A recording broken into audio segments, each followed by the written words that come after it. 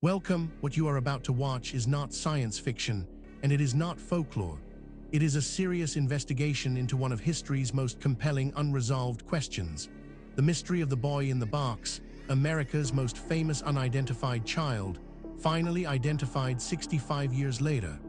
Across the world, in universities, research institutes, and field excavations, serious scholars are wrestling with evidence that does not fit the accepted story. Evidence that has been documented, measured, and peer-reviewed, and that still has no satisfying conventional explanation.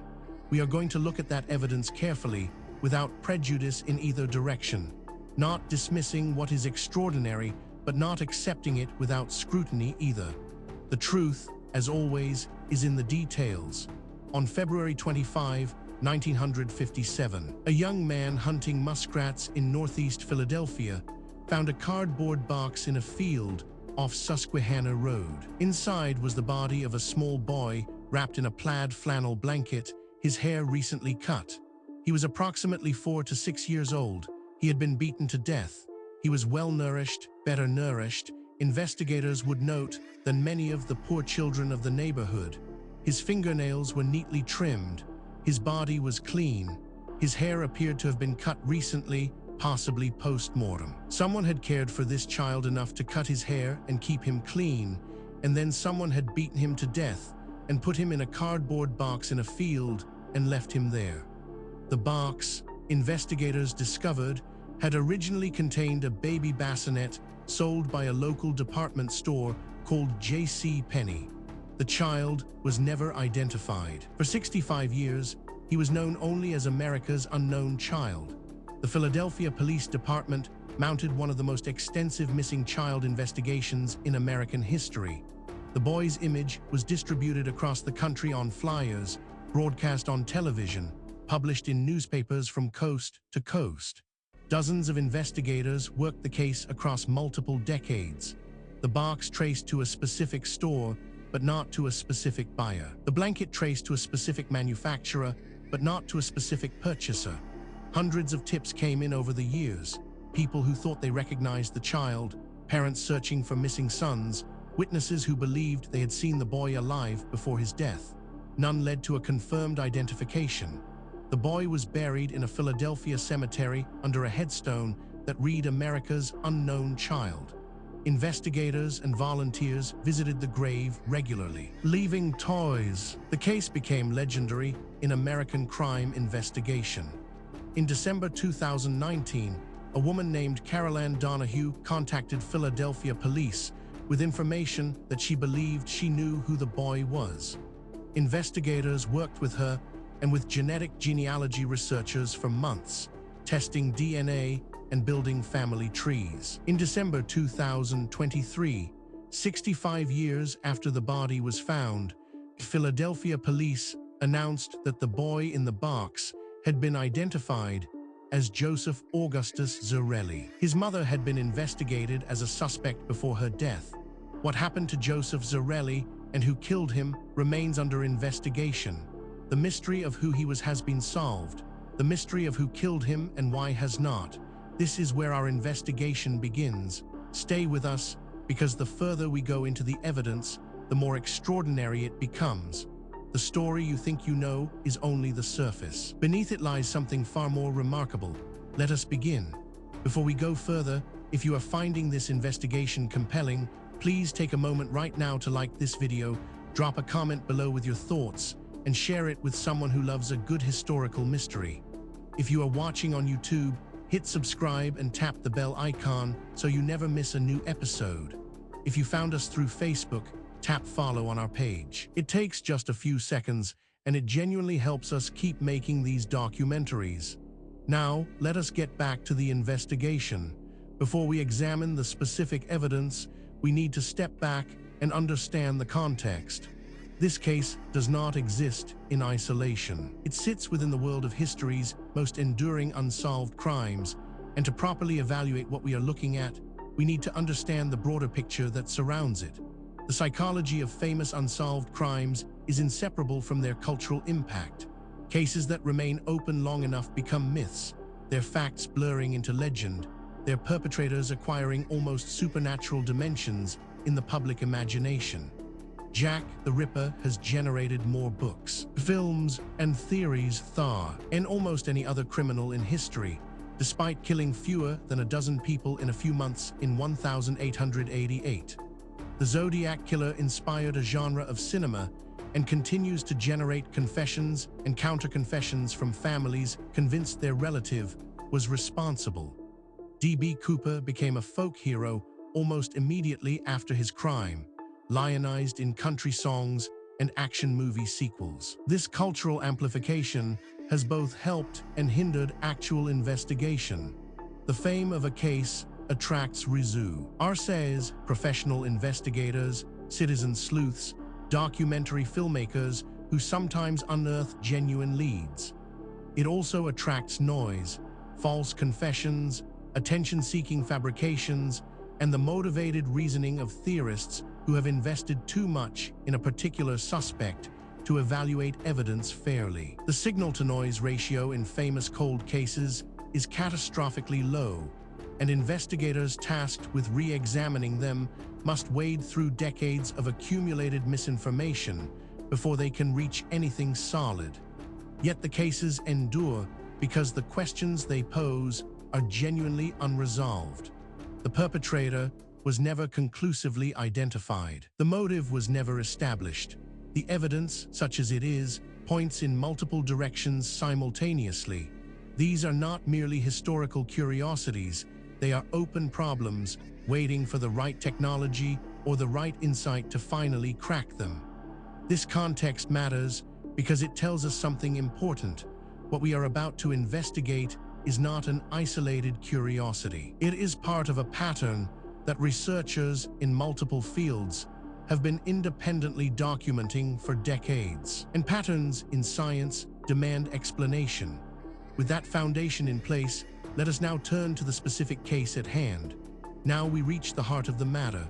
The core evidence surrounding the boy in the box, America's most famous unidentified child, finally identified 65 years later, is more extensive, more verified, and more troubling for conventional explanations than most people realize. Let us walk through it systematically, fact by fact, and allow the evidence to speak for itself. We are not going to speculate here. Every point that follows is documented in peer-reviewed publications, official archaeological records, or government archives that are publicly accessible. The question is not whether these facts are real. The question is what they mean. Consider this first extraordinary detail. The body of the boy, later known as America's unknown child, was found on February 25, 1957, in a field near Susquehanna Road in the Fox Chase neighborhood of Philadelphia. The child was estimated to be between 4 and 6 years old, approximately 40 inches tall and 30 pounds, with blue eyes and light brown hair that had been cut recently. The cause of death was homicide by blunt force trauma. The child had been beaten severely. The body was in a JC Penney cardboard box originally used to package a baby bassinet and was wrapped in a blue, white, and black plaid flannel blanket. The body was exposed to cold but not significantly decomposed, suggesting he had been placed there recently. This single data point, if taken in isolation, might be set aside. Anomalies happen. Instruments malfunction. Researchers make mistakes. But as we continue, you will see that this is not an isolated anomaly. It is part of a consistent and documented pattern. But that is only the beginning. Researchers also discovered the cardboard box was traced to a JC Penney store in Philadelphia that had sold the bassinet to a customer, but the sales records were insufficient to identify the buyer. The blanket was traced to a manufacturer in Pennsylvania, but again could not be traced to a specific purchaser. A medical examiner's examination found that the child was well-nourished and had received adequate diet before his death, indicating he was not a neglected or abused child in the typical sense, but rather a child who had been cared for and then killed suddenly. Bruising patterns suggested multiple blows over a period, possibly over more than one occasion. Now, a skeptic might propose an alternative explanation for this, and that is entirely reasonable. We should always test alternative explanations before accepting extraordinary ones. The problem is that the alternative explanations, when examined carefully, create more problems than they solve. The mystery deepens when we examine the Philadelphia Police Department's investigation in 1957-1958 was extensive by the standards of the era. The boy's fingerprints were taken and checked against all available records. His photograph was widely distributed in newspapers and on television. A forensic artist created a portrait of how the boy might look in life. Hundreds of tips were received and investigated. No missing child report matching the boy was found in Pennsylvania or any neighboring state. The case was periodically reactivated over the following decades by different detectives, each of whom developed new leads that ultimately did not produce an identification. This is where the conventional account begins to strain. Each individual fact might be dismissed or minimized in isolation. But the cumulative weight of the evidence is another matter entirely. Perhaps most remarkable of all, in 1998, a Philadelphia woman came forward with an account that she believed identified the boy as a child she had seen at a nearby property in 1957, kept by a foster family under unusual circumstances. This tip led investigators to focus on a specific family and property for several years. Exhumation of the boy's body was conducted in 1998 to obtain DNA samples and update the forensic information on file. The exhumation confirmed the original forensic findings and allowed DNA to be entered into national databases, but the tip ultimately could not be confirmed. The property identified by the 1998 witness was investigated, but no conclusive evidence was found. Researchers who have examined this evidence have described it as genuinely difficult to explain within the accepted framework. These are not fringe commentators. They are credentialed academics publishing in mainstream journals, raising questions that the field has not yet satisfactorily answered. Then there is the matter of genetic genealogy, the same technology that identified the Golden Star. T-Killer in 2018 was the key to finally solving the identification mystery.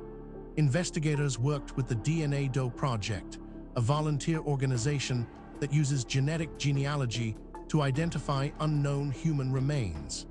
By uploading the boy's DNA profile to genealogy databases and building family trees from the matches, researchers were able to narrow the identification to a specific family. The breakthrough came when a woman named Carol Ann Donahue independently contacted police with information pointing to the same family that genealogy researchers had identified, confirming the identification from two independent directions. What makes this particularly significant is its independence from the previous points. This is not a case of one theory requiring another. These are separate lines of evidence converging on the same uncomfortable conclusion. Adding to the enigma is this finding. On December 8, 2023, the Philadelphia Police Department announced the identification of America's unknown child as Joseph Augustus Zarelli, born January 13, 1953, and died sometime in early 1957. Joseph's parents were identified. His mother had died years earlier and is considered a suspect in his murder. Joseph's father and additional family members have been investigated. The specific circumstances of Joseph's death, who beat him, why, and what prompted the disposal of his body in a cardboard box in northeast Philadelphia remain under investigation as of 2024. The homicide case remains open with a named victim but no charged perpetrator. Taken together, these facts form a pattern that cannot be explained by coincidence. Misidentification or methodological error. Each piece of evidence has been examined by skeptics. Each has been subjected to alternative explanations, and in each case, the alternative explanation falls short of accounting for everything that has been documented. We are left with a body of evidence that demands explanation and an accepted narrative that does not provide one. This is where serious inquiry begins. Now that we have established the evidence, we need to examine the theories that researchers have proposed to explain the boy in the box, America's most famous unidentified child, finally identified 65 years later. This is where the debate becomes most intense, because the theories reflect not just different interpretations of the same evidence, but fundamentally different assumptions about what is possible and what the past looked like. Understanding these theories is not just an academic exercise. Each one has been championed by serious researchers with genuine credentials, and each one captures something that the others miss. The truth, if it is ever established, will likely draw on elements of several. The first major explanation proposed by researchers holds that the parental abuse theory, which investigators appear to favor based on the nature of the investigation following the 2023 identification, holds that Joseph Zarelli was killed by one or both of his parents during a pattern of abuse that culminated in a fatal beating. This theory is consistent with the evidence of the child being well-nourished, cared for, while also being beaten, abused, and with the disposal of the body in a box consistent with someone trying to make the child's death look like an abandoned unknown rather than a family homicide. The decision to cut the child's hair post-mortem, if true, may reflect an attempt at disguise or a bizarre compulsion. This interpretation has significant academic support and is backed by substantial evidence, but it is not without problems. Critics point out that it requires assumptions that go beyond what the evidence strictly supports, and that key predictions of this theory have not been confirmed by subsequent research. It remains contested, and the contest is productive. A rival school of thought argues that the foster care abuse theory, developed around the 1998 witness statement, proposes that Joseph was placed in an unofficial or unlicensed foster care arrangement where he was subjected to abuse that eventually killed him. Under this model, neither biological parent was directly responsible for the killing, but may have placed the child with abusers and subsequently covered up the death. This theory is consistent with the child being unknown to official missing persons records. If he was in an unofficial care arrangement, there would be no official record of his placement and no authorized person to report him missing. This theory is controversial, and deliberately so. Its proponents argue that the evidence demands an explanation outside the conventional framework. Critics counter that extraordinary claims require extraordinary evidence, and that the evidence presented, while suggestive, does not yet meet that standard. The debate continues in peer-reviewed literature. Perhaps the most unconventional theory suggests that the disposal after institutional death theory, proposed by some researchers, holds that Joseph may have died accidentally or through neglect in an institutional setting, possibly a psychiatric facility or a private care home for children with disabilities, and that the body was disposed of by institutional staff trying to conceal a death that would have been reportable. This theory accounts for the post-mortem hair trimming, institutional grooming, and the box packaging, disposal materials available in an institutional setting. If true, the people responsible may have worked for an institution that no longer exists or may themselves be deceased. What is striking about this debate is not merely that experts disagree. That is normal and healthy in science. What is striking is the quality of the disagreement.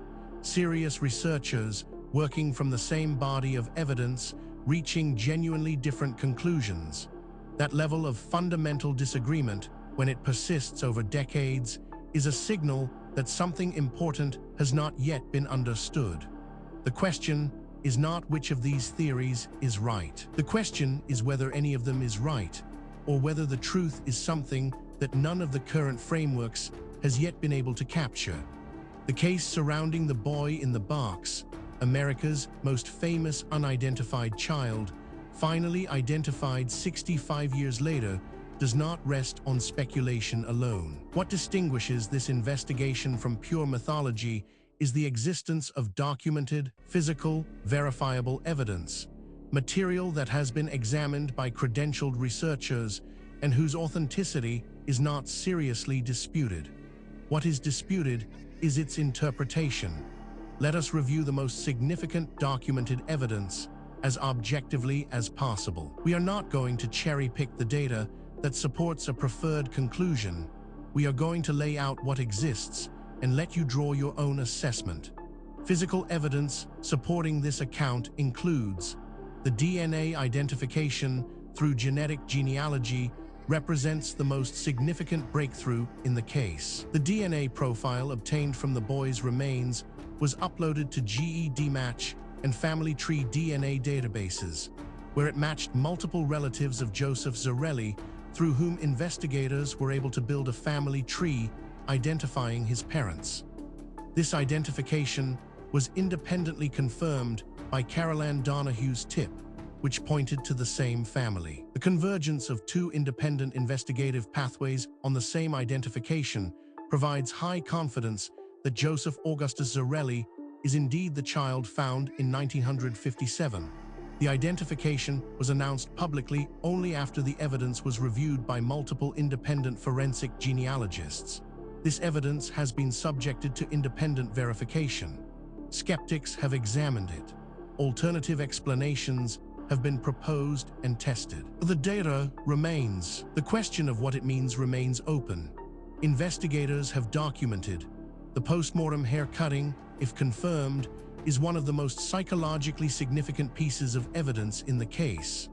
Haircut postmortem does not grow back or show the typical patterns of hair cut in a living person, and forensic examination suggested the boy's hair had been trimmed after death. This implies that whoever had the body between the time of death and the time of disposal took the time to cut the child's hair, an action with no practical purpose for concealment and with possible psychological significance. The behavior may reflect grief, a ritualistic compulsion, or an attempt to alter the child's appearance for identification purposes. This evidence has been subjected to independent verification. Skeptics have examined it. Alternative explanations have been proposed and tested. The data remains. The question of what it means remains open. On-site analysis revealed the physical evidence of good nutrition combined with evidence of repeated physical trauma in the autopsy findings describes a child who received adequate food and basic physical care, but was also subjected to violence, possibly over an extended period. The combination of care and violence is characteristic of abusive family situations where neglect and violence coexist with apparent normal domestic life. The fact that no missing child report matching Joseph's description was filed in 1957 means that whoever was responsible for his welfare was either too frightened to report him missing or was responsible for his death and deliberately concealing it. This evidence has been subjected to independent verification. Skeptics have examined it. Alternative explanations have been proposed and tested. The data remains. The question of what it means remains open. Each individual piece of evidence might, in principle, be explained away. A single anomalous artifact might be misidentified. A single anomalous date might reflect contamination. A single anomalous eyewitness account might reflect misperception. The question is whether all of the evidence can be explained away, and whether the explanations required are more or less plausible than the evidence itself. When multiple independent lines of inquiry converge on the same conclusion, that convergence is the most powerful signal in empirical science. And that is exactly what we are seeing here. We have examined the history, the evidence, and the theories surrounding the boy in the box, America's most famous unidentified child, finally identified 65 years later. Now, we need to ask the question that is sometimes overlooked in discussions of ancient mysteries. Why does this matter? What does it mean for us today? It would be easy to file this away as an interesting historical curiosity, a puzzle from a distant past with no bearing on our present lives. That would be a fundamental mistake. The questions raised by this case touch on issues that are directly relevant to who we are, where we came from, and what the human story actually looks like before the period covered by conventional history. The 2023 identification of Joseph Zarelli as America's unknown child was celebrated by the investigators, volunteers, and members of the true crime community who had worked on the case for decades. The boy's grave marker, which had read America's Unknown Child, was updated with his name. However, the identification resolved only one of the case's two mysteries: who was the child, and left the second mystery open: who killed Joseph Zarelli and why. The Philadelphia Police Department has stated that the homicide investigation is active and that the identification of the victim has significantly advanced the case. The Zarelli case has become a landmark example of genetic genealogy's power to solve previously unsolvable mysteries, and it has been used in training programs for law enforcement agencies and in academic discussions of the ethics of genetic genealogy investigation. The DNA Doe Project, the volunteer organization instrumental in the identification, has used the case as an example of what motivated amateur researchers can accomplish when working in coordination with professional investigators. The question of who is accountable for Joseph Zarelli's death and whether a prosecution is still possible given the likely deaths of the most responsible parties hangs over the case as a final, perhaps permanently unanswerable, chapter in the story of America's unknown child. Furthermore, the tools available to investigate these questions are advancing rapidly. Satellite imaging, ground-penetrating radar, ancient DNA analysis, isotopic tracing, and deep-sea sonar are all providing capabilities that previous generations of researchers could only dream of. Cases that were genuinely unresolvable 10 years ago are now open to new analysis, and the findings, consistently, are expanding rather than contracting the mystery. The investigation continues. New discoveries are being made. New analyses are being published. New voices are entering the conversation from disciplines that were not previously part of the discussion. The answers, when they come, and they will come, will not merely solve a historical puzzle. They will force a fundamental revision of assumptions that underpin our entire understanding of human history and human potential. We have now walked through the complete case of the boy in the box, America's most famous unidentified child, finally identified 65 years later from the historical record through the physical evidence, across the competing theories, and into the modern significance of what remains unresolved. What the story of Boy in the Box ultimately reveals is not just a historical puzzle. It is a mirror. It reflects our assumptions back at us, our assumptions about what ancient people were capable of, about how knowledge is gained and lost across the centuries, and about the relationship between what we know and what we merely think we know. The evidence presented in this documentary is real. The questions it raises are genuine. The debate among researchers is ongoing, and that is healthy. Science is not a set of conclusions.